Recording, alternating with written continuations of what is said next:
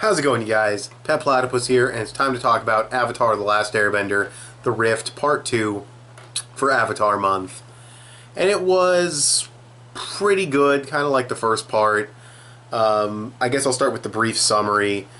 Toph confronts her father, but he's like, I don't got a daughter, get these guys out of here. Clearly, he's not happy with Toph at all. So that's interesting. What ends up happening is they get in a fight with the Rough Rhinos. Nice little throwback to Season 2. They're the security force. The fight scene's a bit too long in my opinion. It's cool, but we saw a little bit too much of the Air Acolytes doing their thing, and I don't know, it just kind of went on for a little bit too long. But what ends up happening after the fighting is over, and it is good fighting, don't get me wrong, it's cool action, I just feel like it dragged a little bit too long. But what ends up happening after that is each of our characters kind of goes off to do their own separate thing. Aang takes the Air Acolytes over to a cabbage restaurant with the cabbage salesman to finish the Avatar Chang celebration. Sokka and Katara find an underground iron mine with a bunch of workers, and Toph confronts her dad again in his office. So the simplest one is Katara and Sokka. They go down there, they see the Water Tribe chicks that they knew from their home. They're a little bit salty that they went off to help the Avatar, and they're like, we're struggling to find work, and I don't care, really. It's not that interesting. I was hoping for a bit more out of it, honestly. But, hey, something could happen. No idea. So, see where that goes. But, what ends up happening is the place overall is just extremely unstable, and a little fight that happens almost causes it to collapse. So Sokka's like, everyone leave. And they're like, no, this is our job. And he's like, fine, I'll tell your boss to make you leave. So he goes off to do that.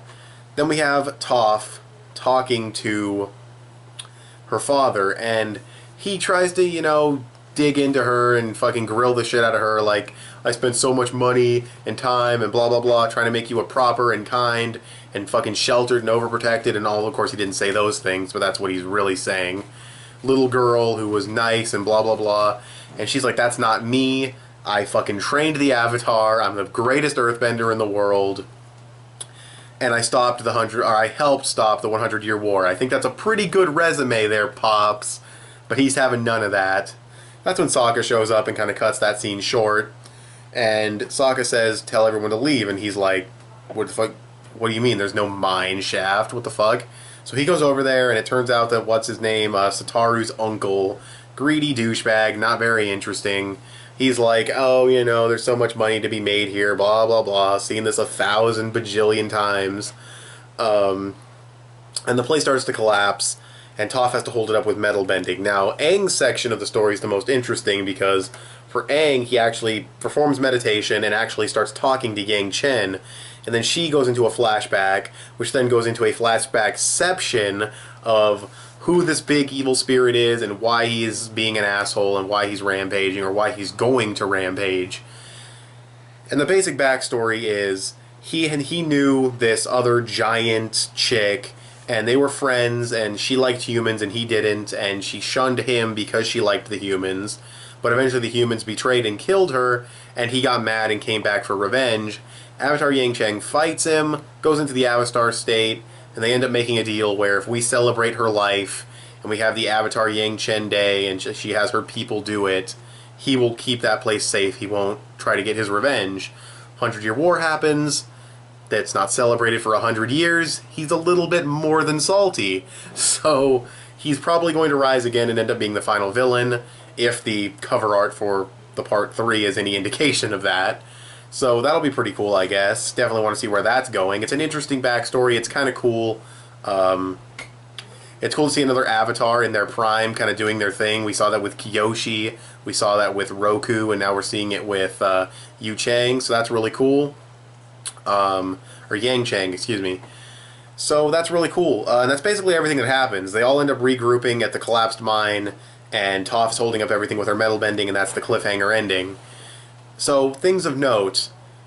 Stuff with Yang Chen, like I said, very cool backstory, very cool, not really world building, but again, it kind of adds to the mythology and everything. We found out who that big statue was. We found out why Aang was celebrating it, even though he didn't even know. So Toph still has a point. Aang did not know why he was doing this. It was just how it was done. But now we know why, and it was justified. So that's cool. The characters that are trapped underground, I believe Toph and her father, well, of course Toph's there, I believe her father's still trapped. So that's interesting. I bet they're going to have some kind of conversation, although Toph really shouldn't be talking, because she's got to hold up the medal, but, you know, they'll probably have some kind of heart-to-heart, or maybe afterwards they will. What the hell else happens? That's really all the things that happen that are really worthy of note. I mean, Satoru says some words about family that kind of get to Toph a little bit, but it's not really expanded on too much yet. As I said, the waterbending, or not waterbending, the water tribe chicks that Sokka and Katara knew, not very interesting. The uncle being greedy and building this mine even though it's dangerous. Seen it 1,000 times. Really didn't expect something like that from a series like Avatar. I mean, there's some cliches in Avatar, of course. Everything has cliches.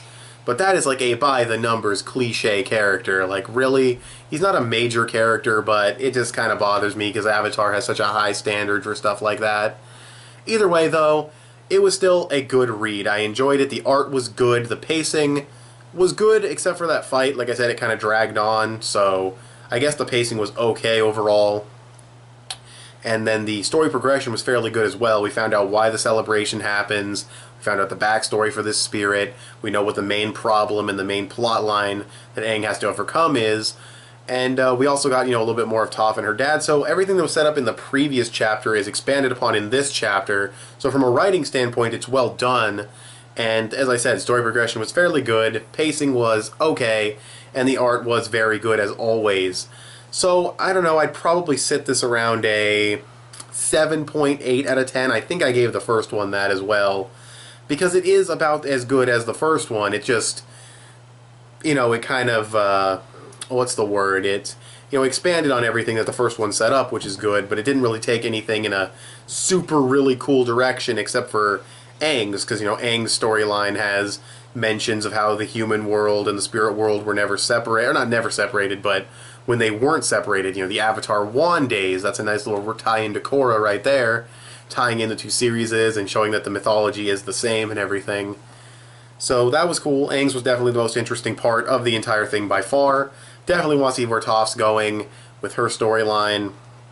Definitely want to see what happens with her and her dad. It's going to be pretty cool. Probably going to be pretty emotional.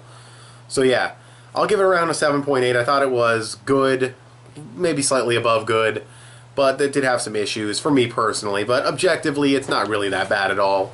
It's still very good. It's still as good as some of the, you know, mid-tier episodes of, you know, Season 2 and Season 1.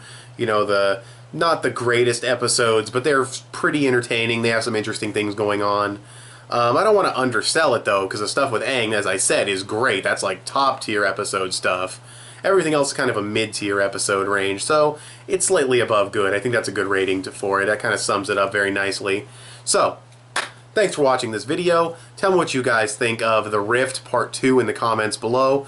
Follow me on Instagram if you haven't already. Rate this video. A thumbs up would definitely help me out. Subscribe if you haven't already, if you've liked what you've seen here, and I'll talk to you guys later. Bye.